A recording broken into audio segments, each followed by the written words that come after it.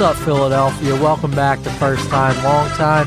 I'm Colin Newby of 97.5 The Fanatic and 93.3 WMMR, coming to you weekly, for now, with the Philly Sports Talk podcast. This is episode 11, and we got a big guest today.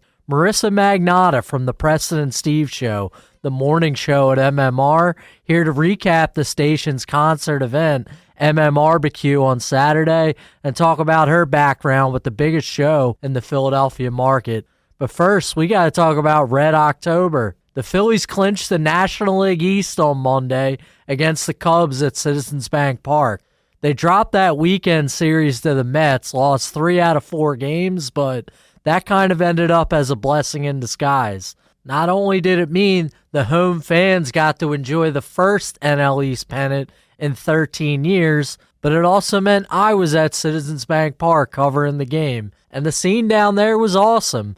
There were champagne showers, all the beat reporters wearing raincoats, walking down to the clubhouse, ponchos, whatever they were. I ended up going down to the field level to get some of the celebration. Players were out there with their families, bunch of kids running around on the field. It was a wild party, and balance it with a bigger goal going into Red October.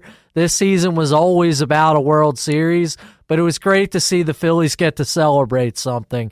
The first time since 2011 they've had a National League East pennant. Now, they've made the wild card the last 2 seasons. The MLB playoffs have changed a lot since they last won that division 13 years ago. They added the 5th team in each league, the second wild card, and then even more recently added the 6th for each league, the 3rd wild card. So the Phillies have been in 3 years in a row now, but this is their first National League East championship since all the way back in 2011, that dominant team with the 4 aces that did end up getting bounced in the first round. And that's the big concern all the way throughout Philadelphia. Of course, the Phillies can have their best regular season in years and years without the fan base being skeptical. But this season was about the World Series, so anything short of that championship is a disappointment, just as John Middleton after he was in the clubhouse celebrating. The rest of the season will be about getting the bye and getting home field advantage throughout the postseason. Now they're neck and neck with the Dodgers. That will be the best record in the National League. And they're also neck and neck with the Yankees. It'll be the best record in baseball. So if they did end up meeting in the World Series, the Yankees have a chance to get home field advantage in that one. And remember, the Yankees would also have the tiebreaker because they swept the Phillies at Citizens Bank Park back in July. But as I've said before on this show, I'm about as confident as I could be in the Phillies. The baseball playoffs hold a ton of surprises. That's true every year. That's true for every team. Just look at the last National League East winner we had in this town. 2011, the St. Louis Cardinals come in and knock the Phillies out in 5 games. So this great stretch run, the golden era of Phillies history, 2007 to 2011, with 5 straight NL East, well, that ended with a bad week, and that's just the way the MLB playoffs are. A team like those 2011 Cardinals that look dead in the water midway through that season, they can come out of nowhere and win the World Series. So all of Philadelphia is on notice for that. It's been a concern all year, and I think it's a little bit of PTSD. Go back to that Arizona Diamondbacks series last October, and you'll see why people are worried so much. You're going to hear a ton of playoff talk over the next week or two. The NLDS is probably going to start on Saturday, October 5th. And we're going to have the preview show coming up next week. Hopefully get another guest in for that one. But for today, I want to talk about the guy who helped the Phillies seal the division against the Chicago Cubs on Monday. That's Aaron Nola. Started out with 6 shutout innings when the Phillies got that big lead. He did let up a couple in the 6th and left the game, ended up with 6+2 earned runs. But Nola pitched one hell of a game in a big spot there. And I got this stat from Phillies Notes, the Twitter account. They sent out, since 2022, Aaron Nola has started 7 games where the Phillies could either clinch a postseason berth, clinch a postseason series, or clinch a division title. 7 games, postseason berth, postseason series, or division title. Nola has posted a 162 ERA. That's 44 and a third innings and 8 earned runs. 47 Ks and 7 walks in those 7 games. Nola has been money in big spots, and it's crazy how he has this perception in Philadelphia, basically of a softie. But listen to what he said on the field after the game to the media right after getting showered with all that champagne in the clubhouse. Listen to the way Aaron Nola spoke to the media. What's your mentality going into these games? Like, what's your frame of mind? Honestly, just treat it like another game. So try to give up no runs and go deep in the game, like I try to do every time. JT caught a good game tonight. Try to execute nothing special, crazy. I just try to treat it like another game. It's just funny how he talks. He's an easygoing Southern man, and he reminds me of another easygoing guy, the guy that's in charge of that clubhouse, the one who talks to the media every day. This major media market that loves to freak out every time the Phillies lose a couple of games. The even-keeled guy that took over in the middle of 2022 and has led this team to 3 consecutive playoff appearances. Take a listen to what Rob Thompson had to say pregame about his starting pitcher, Aaron Nola. I think he's just got poise and slow heartbeat, really stays focused. Pitched in a big-time college program, and he's pitched in big games through the minor league. I think Aaron's the same guy every day. It doesn't matter whether, and I've said it before, it doesn't matter whether it's a spring training game, doesn't matter whether it's a bullpen session, a playoff game, World Series game. He's flatline, the same guy every day. Poised, slow heartbeat. Sounds like a light Canadian guy like Rob Thompson. It's weird how quickly things can change, and especially in Philadelphia. The great Jason Stark, Hall of Fame baseball writer, spoke on 97.5 The Fanatic last week about Aaron Nola. Said he thinks he might be tipping his pitches with men on base. And this just reminded me that Aaron Nola has maybe the weirdest dynamic with the Philadelphia media and fan base that I've ever seen. One week, Jason Stark, a respected journalist, one of the best ever, is talking about him tipping his pitches, having a terrible September like he's done in years past. He's gone on a ton of September slumps. And then you see that tweet from Phillies Notes. Aaron Nola's been outstanding in 7 games in clinch scenarios. This is the weirdest contrast ever because both sides of this argument are correct. Jason Stark has great points here. Aaron Nola has struggled with men on base. Maybe he is tipping his pitches. And I should point out in that same interview, Jason Stark gave Aaron Nola his due credit. He said he's one of the best starting pitchers in Phillies history, talked about how reliable he's been.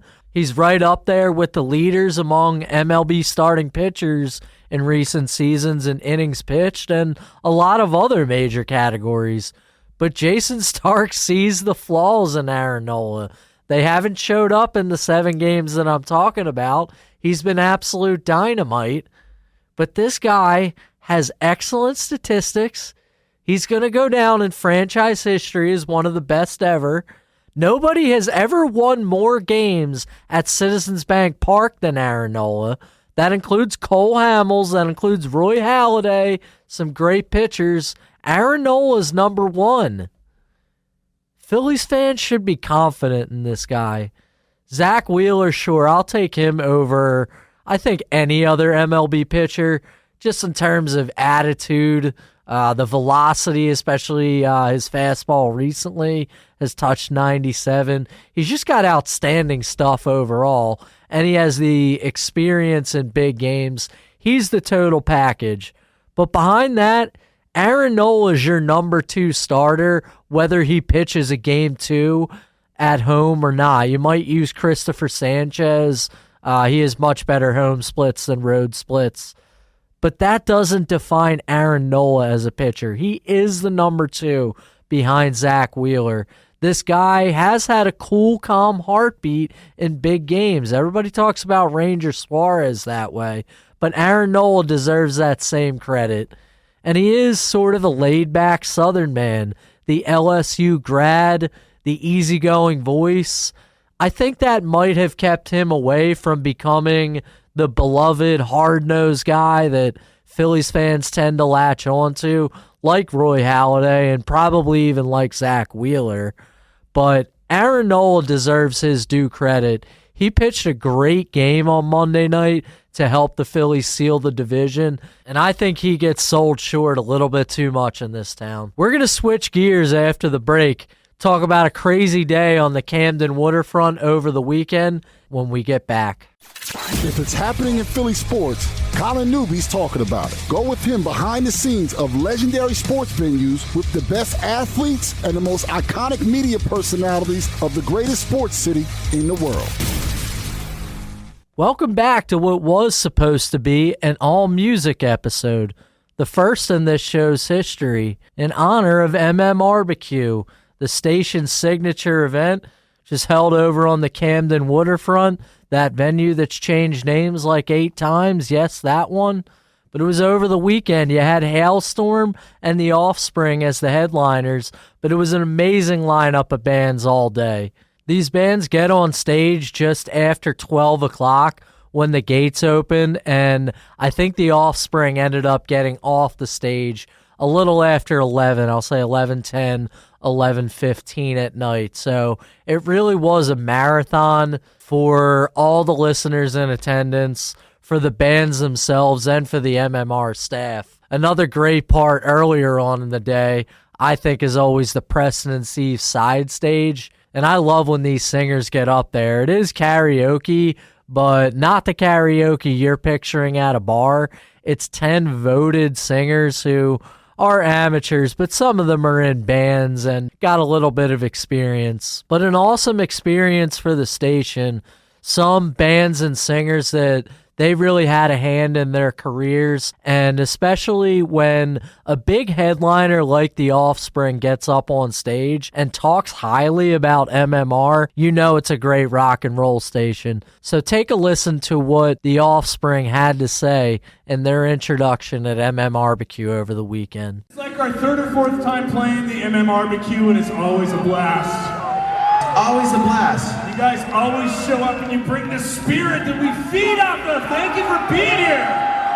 I can see the mosh pit starting out there. Little ones, they're little right now, but they're getting bigger. I can see them jumping up and down.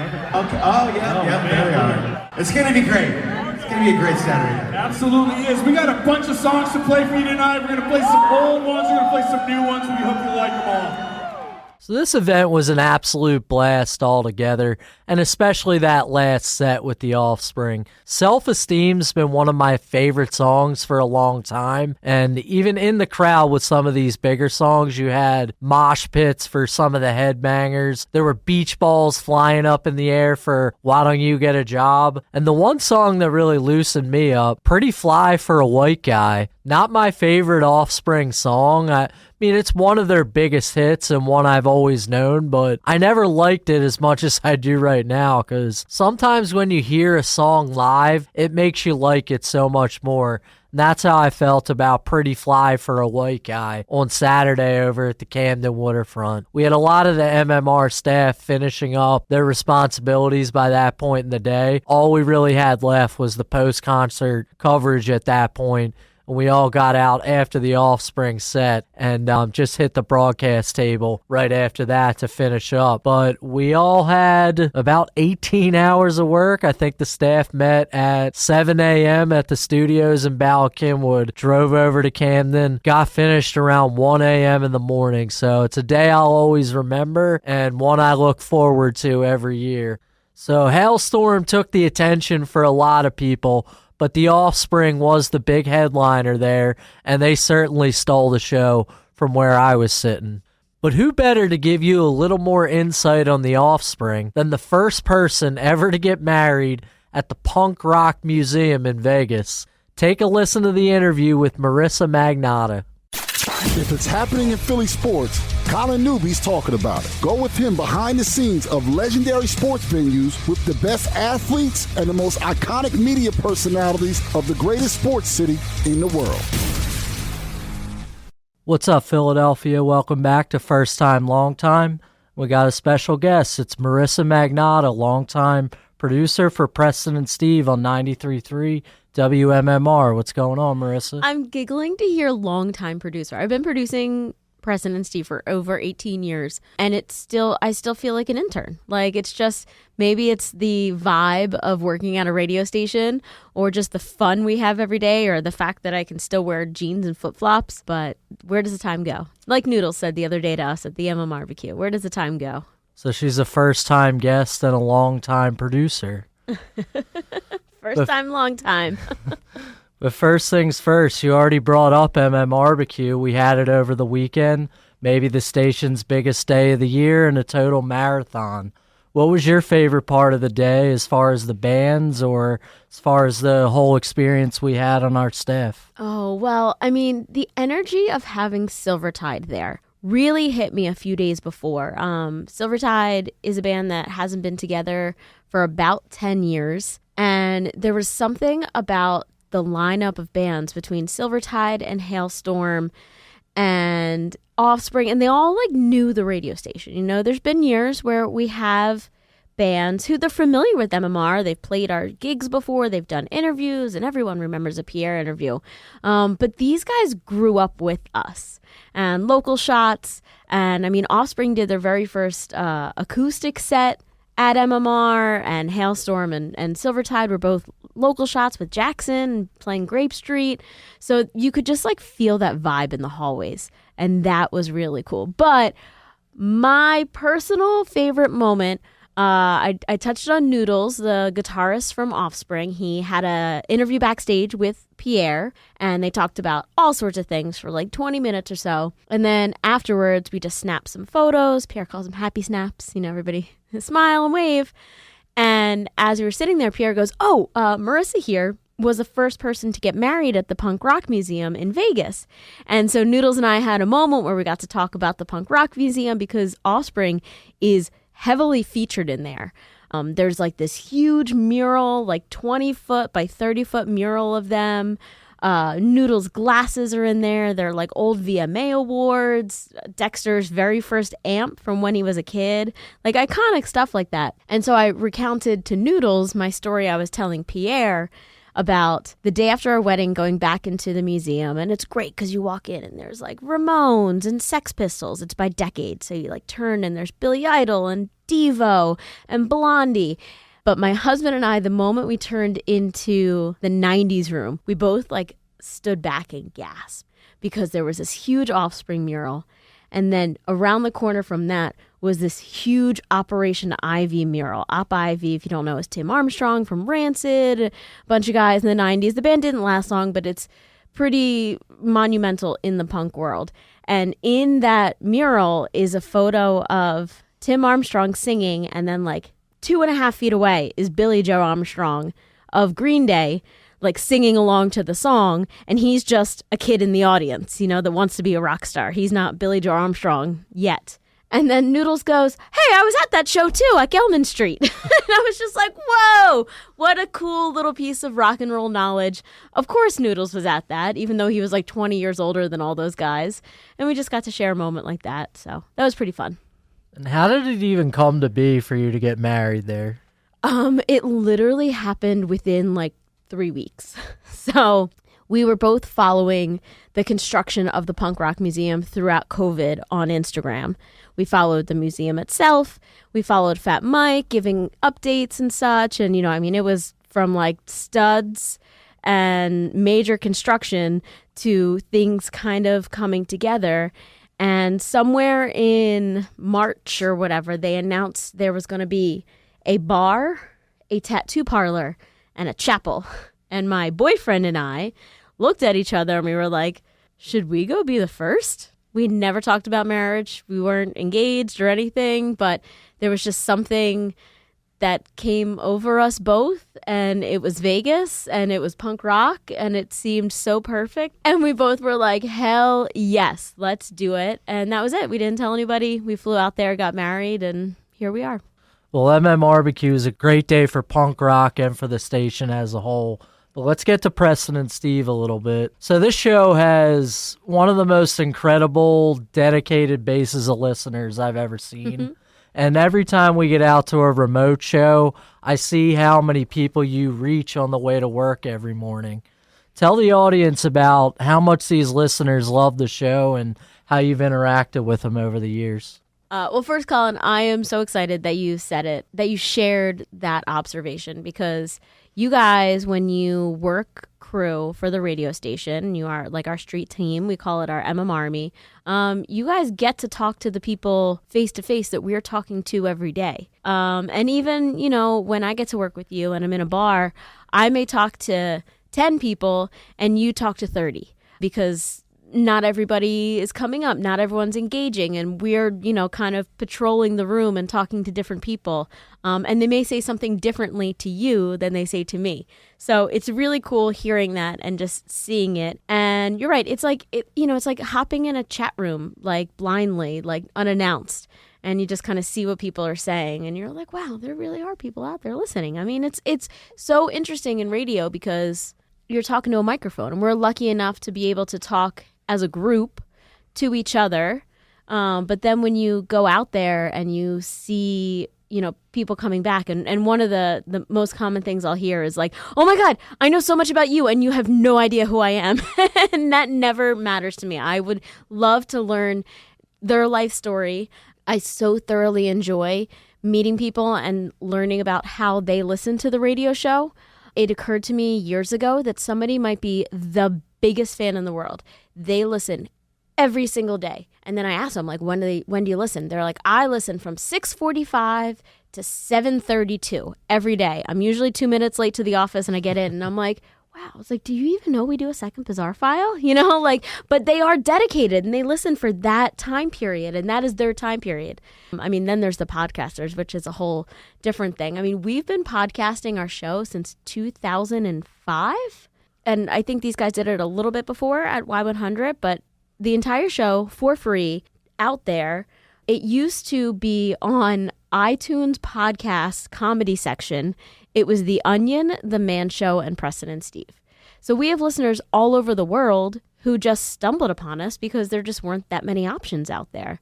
So that's really wild to consider. And then there's people who, again, just have been listening for so many years. And just like any of us, know details. Like if you watched the entire run of Friends, you know who Monica's boyfriends were over the years. You know how many, guitars Phoebe broke, whatever it might be. That's what's remarkable to me is they know it about your lives. They know it about our lives too, in the tiniest little detail. And so that's just, it's really cool. And then it makes you consider what you're going to share on the radio. Yeah, I was introduced to a friend of my fiance's husband. Mm-hmm. He's a regular listener, and he starts saying ABC XYZ. He starts talking about Chuck D'Amico and Bill Weston. How do you know who these people even are? Yeah. You know more about my work than I do.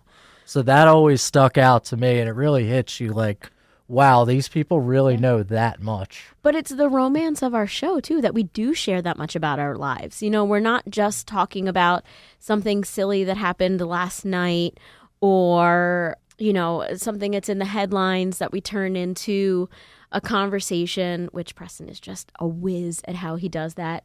The whole show, Preston and Steve. But we're sharing personal stories and personal moments and embarrassing things. I think that was, from the very beginning. These guys have been around doing this much longer than I have been. And that was their dedication to this of, just be real and be human. And that's how you become relatable and survive this long. So we'll get to one last question about the station as a whole. And MMR just has a ton of history. It's really a Philadelphia institution and a big part of rock and roll in general. But one thing I didn't know about the station before my career changed, before I kind of stumbled onto radio, certain bands have gotten big just from their music being played on the station. Mm-hmm. What are some of the bands that have been impacted most by their relationship with MMR? With MMR in general? Well, I think the biggest ones are before both of our times. The Hooters, Tommy Conwell, Joan Jett, blanking now on some others. Bon Jovi, he was a young kid finding Pierre in the hallway and was like, hey, here's my tape. Will you play it? And there's that story that's actually in Bruce Springsteen's book about he was a kid in New York at the time, and someone at his record label was like, yo, hop on the train, go see this guy, David Bowie, playing in Philly tonight. You can stay with one of the MMR DJs. And he just crashed on the couch of an MMR DJ. And that was it. And it's in the book that he crashed on some MMR DJ's couch. And he crashed on a DJ's couch to go see Bowie in Philadelphia. Like, it made the book. That's how impactful that story was. So for just that one line to make it in the 1,000 pages of this historical guy's lifetime just kind of shows you what it is. And there's, smaller bands too. I talked about Silvertide. Hailstorm. Hailstorm was, the second headliner for the MMRBQ.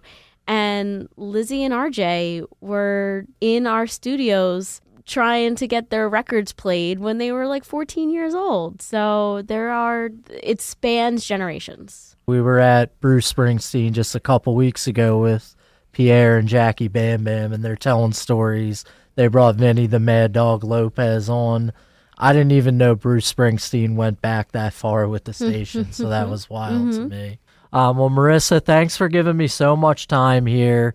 We really appreciate you joining us, and if we want to check out some of your work, where can we do that other than Preston and Steve? Well, PrestonandSteve.com. Thank you so much. I always have made it, I think, a big part of my career of taking this intangible substance that is radio and making it shareable and consumable in other ways if you missed it. Because, we come from this generation of digital. I'm the millennial crossover between it all, so I see both sides of it. And also on the side, I do a food podcast, so it's called Delicious City Philly, and I do it with my friends Eli Culp, chef, and Dave Wes, Feeding Time TV, who is like a foodie, awesome guy with the biggest heart and the best personality in the world. And we just talk about Philadelphia food scene and talk about fun things that are going on, restaurants we've been to, influencers that are out there. We try to dive into that, crack that whole world and see what it's all about, as well as just, new restaurants that are opening up. I'm kind of a dork for the restaurant scene and the food scene in Philadelphia, so we love to talk about it. Sounds great. Check out Marissa on Preston and Steve at 6 a.m. on 93.3 WMMR every weekday. Thanks Colin. a lot, Marissa. Thank you. Thanks for having me.